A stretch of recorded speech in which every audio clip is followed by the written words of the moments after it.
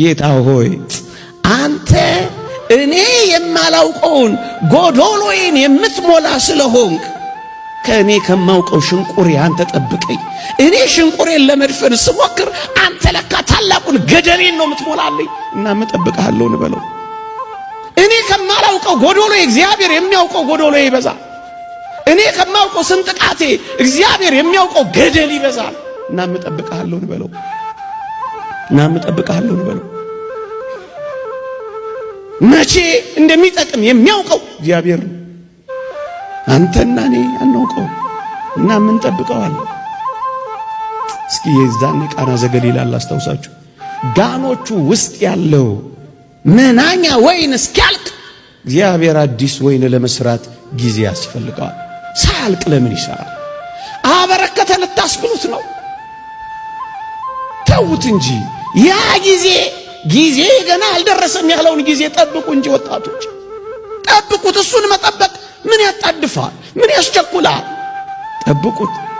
ግድ የለም አንተ መናኛው በጣፋጭ ልትቀይረው ከሆነ ግድ የለም የኔ መናኛ ይልቅና ያንተ ጣፋጭ ይቀጥል። ጠብቅሃለሁ በሉት። ጠብቅሃለሁ በሉት። ግድ የለም የኔ ያልኩት ይለቅ፣ ያንተ ያልከው ይለቅ፣ ያንተን ጥፍጣፊ ይለቅ፣ ያንተ ጋን ይታጠብ፣ ምንም ነገር እንደሌለበት ይረጋገጥና እግዚአብሔር ሥራ ሳይጀምር እንደሆነ ታወዋለህ። ጠብቅ። ዓለም እንደሆነ ታውቃታላችሁ። መጀመሪያ መናኛውን ታመጣለች። ይታወቅ ጌታ እግዚአብሔር ምስጢሩን ሁሉ ተመልከቱት። ጨለማን ፈጠረ፣ ከዛ ብርሃን አደረገ። እውነት አስብ፣ ከብርሃኑ በፊት ጨለማ መኖሩ።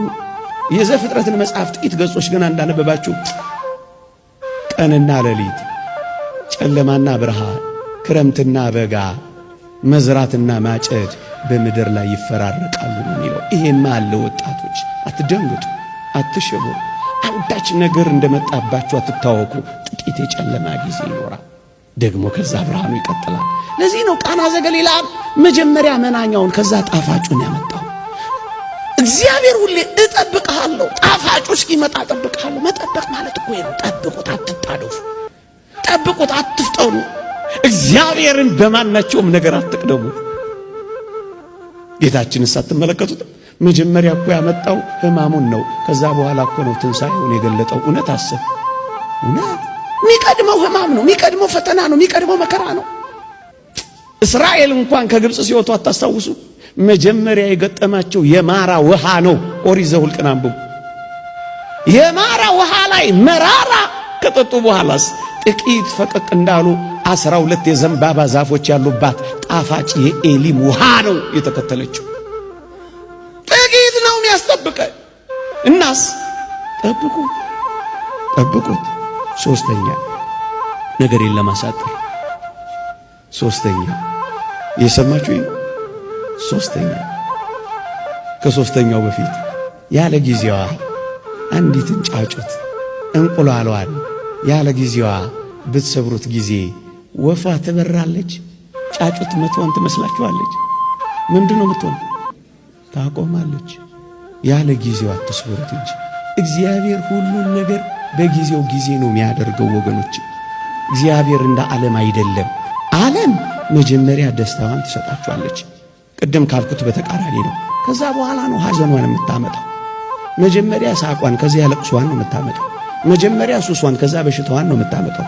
መጀመሪያ ጌጧን ከዛማ ማቋን ነው የምታመጣው። መጀመሪያ ሜካፖን ከዛስ ማዲያቷን ነው የምታመጣው። እያየናት አይደል? ዓለም እንደዚህ ነው። እግዚአብሔር ግን እንደዚህ አይደለም። እናስ ጠብቅሃለሁ። ሶስተኛው ነገሬ ሁሉም ነገሬ ተቃራኒ እንኳን ቢሆን ልጠብቅህን በሉት እስኪ። ተቃራኒስ ቢሆን ልጠብቅህ? አዎ የእግዚአብሔር ልጆች ተቃራኒ ቢሆን እንኳን እንጠብቀዋለን። እየሰማችሁ ነው? እየሆነብኝ ያለው ነገር እኮ እንደነገርከኝ አይደለም። ልጠብቅህን? አዎ ጠብቀው። እያሳለፍኩት ያለሁት ሕይወት እኮ የሚገባኝን ሕይወት እኮ አይደለም። ልጠብቅህን? አዎ ጠብቀው። ያ ቃል ኪዳን ከወዴት ነው ያለው ብለህ አትነዝንዘው። ጠብቀው። መጠበቅ ማለት እኮ ይሄ ነው። ተቃራኒም ቢሆን ጠብቀውታል እኮ እንደማለት ጠብቅ። እንደ ዮሴፍ ልጠብቅህ ወይስ እንደ ዴማስ ልተው ጌታ ሆይ?